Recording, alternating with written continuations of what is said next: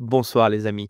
Je vais vous faire la lecture d'un passage du livre de Richard Lynn, qui est son autobiographie, Les mémoires d'un psychologue dissident.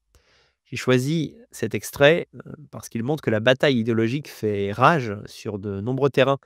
Alors, pas seulement le terrain médiatique, pas seulement lors de vos réunions de famille mouvementées, où les opinions, on va dire, s'affrontent, mais aussi sur le banc des universités, que ce soit du côté des étudiants et aussi des professeurs. Alors, je vais commencer à écrire tout de suite. Si vous êtes intéressé, par, cet essai de Richard Lynn, eh bien, je vous renvoie à la description de la vidéo et aux commentaires épinglés. Vous trouverez un lien de commande vers ces mémoires d'un psychologue dissident. C'est parti.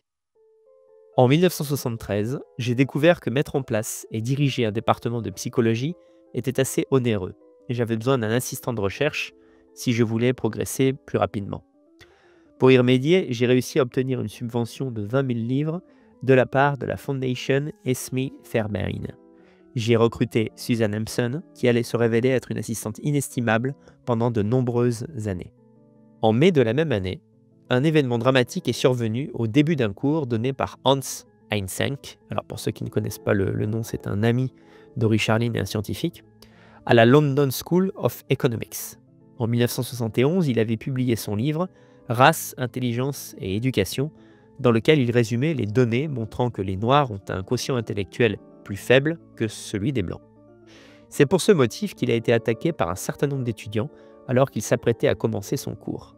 Phil Rushton, qui était présent, s'est efforcé de le protéger avec un certain succès.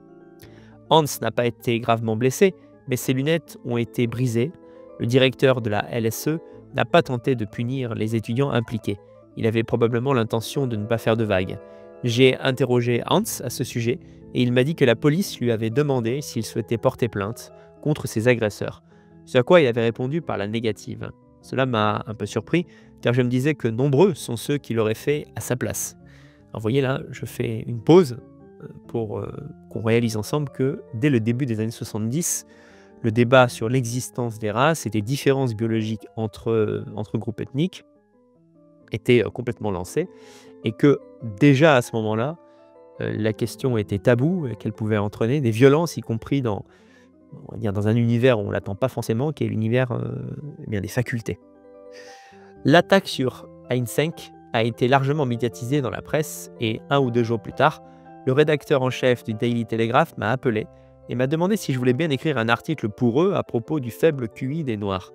J'ai accepté de le faire.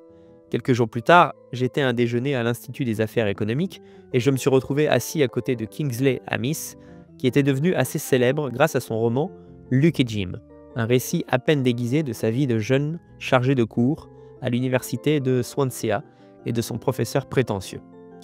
Kingsley m'a dit qu'il avait lu mon article avec intérêt et m'a raconté une expérience vécue par sa jeune fille lorsque celle-ci a participé à une course d'œufs et de cuillères à l'école primaire. Écoutez bien ça.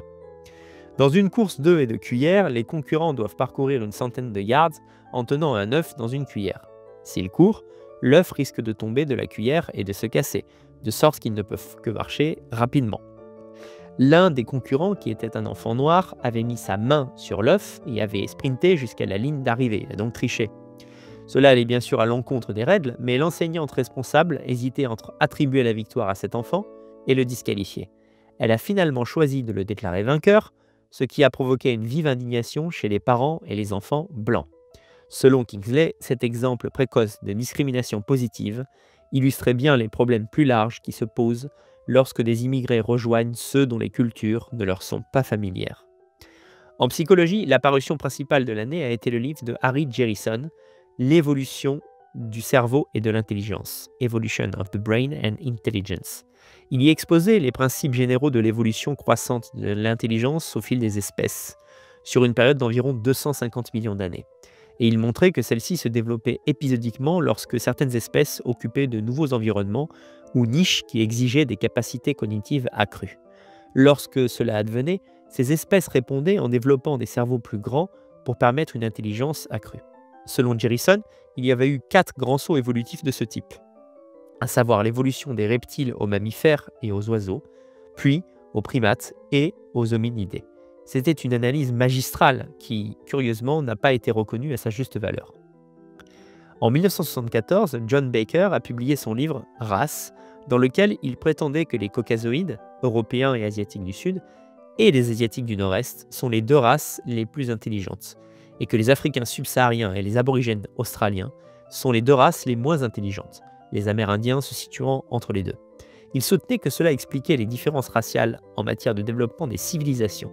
Il dressait par ailleurs une liste de 21 critères de civilisation, parmi lesquels l'utilisation de l'écriture, de l'arithmétique, la construction de bâtiments importants, la mise en place d'un système juridique et la domestication des animaux. Il concluait que l'ensemble de ces 21 critères avait été rempli par les Chinois vers 4000 avant Jésus-Christ et par les Caucasoïdes sud-asiatiques en Inde et en Irak à peu près au même moment. Par ailleurs, 10 des 21 critères avaient été remplis par les Amérindiens et aucun d'entre eux, je dis bien aucun, n'avait été rempli par les Africains subsahariens et les aborigènes australiens. Il est intéressant de remarquer que le livre a été publié par les presses universitaires d'Oxford. Il n'aurait jamais publié un tel livre au XXIe siècle, tant la censure informelle s'est imposée dans les maisons d'édition ces dernières années. The Science and Politics of IQ de Léon Camine a été une autre sortie de livre importante cette année.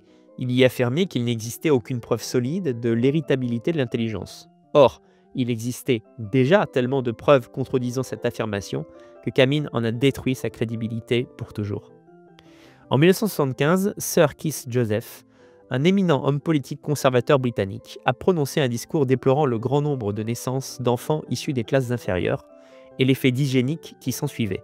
Pour contrer cela, il préconisait la distribution gratuite de pilules contraceptives aux filles les moins instruites.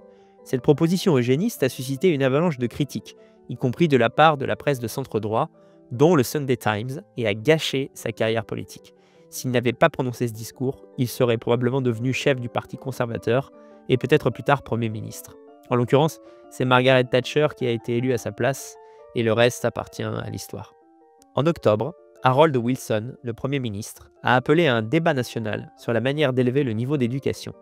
J'y ai contribué sous la forme d'une lettre publiée par le Times le 20 octobre, dans laquelle je proposais que tous les jeunes de 16 ans passent un examen de fin d'études afin de les motiver, ainsi que leurs professeurs, à travailler dur pour réussir.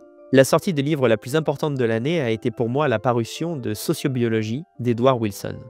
Comme son titre le laissait entendre, il s'agissait d'une synthèse de la sociologie et de la biologie. Il montrait que de nombreuses caractéristiques sociologiques des sociétés humaines sont également présentes dans les sociétés animales. Par exemple, la compétition entre les mâles pour avoir le meilleur statut, les hiérarchies de domination, l'hostilité envers les éléments étrangers au groupe, la territorialité et ainsi de suite. Wilson prétendait que ces caractéristiques sont génétiquement programmées. Mes idées suivaient la même direction depuis un certain nombre d'années et je trouvais dans le livre d'Edward Wilson un brillant exposé de mes opinions à moitié formées. Cependant, le livre a suscité une immense hostilité de la part de la gauche politique. À Harvard, où Edward Wilson était basé, plusieurs de ses collègues, menés par Richard Lewontin et Stephen Jay Gould, avaient qualifié son livre de raciste et avaient fondé un comité contre le racisme afin de le combattre. Rien que ça. Ce comité organisait des événements anti-sociobiologie, à l'un desquels Edward Wilson avait été persuadé de comparaître pour défendre sa thèse. À peine avait-il commencé à parler qu'un élève s'est approché de lui et lui a versé une cruche d'eau sur la tête. L'hostilité envers la sociobiologie était si féroce que ses représentants ont changé son nom en psychologie évolutionniste. Sous cette appellation, cette discipline a prospéré et je la considère comme l'une des plus grandes avancées de la psychologie ayant eu lieu de mon vivant. Voilà, un aperçu de cet ouvrage de Richard Lynn, son autobiographie, qui fait plus de 300 pages, exactement 360. Un puits d'informations pour les identitaires partisans du réalisme biologique que j'espère vous êtes ou que vous deviendrez bientôt. Voilà, vous trouverez un lien d'achat vers ce livre en description de la vidéo. Merci, à bientôt.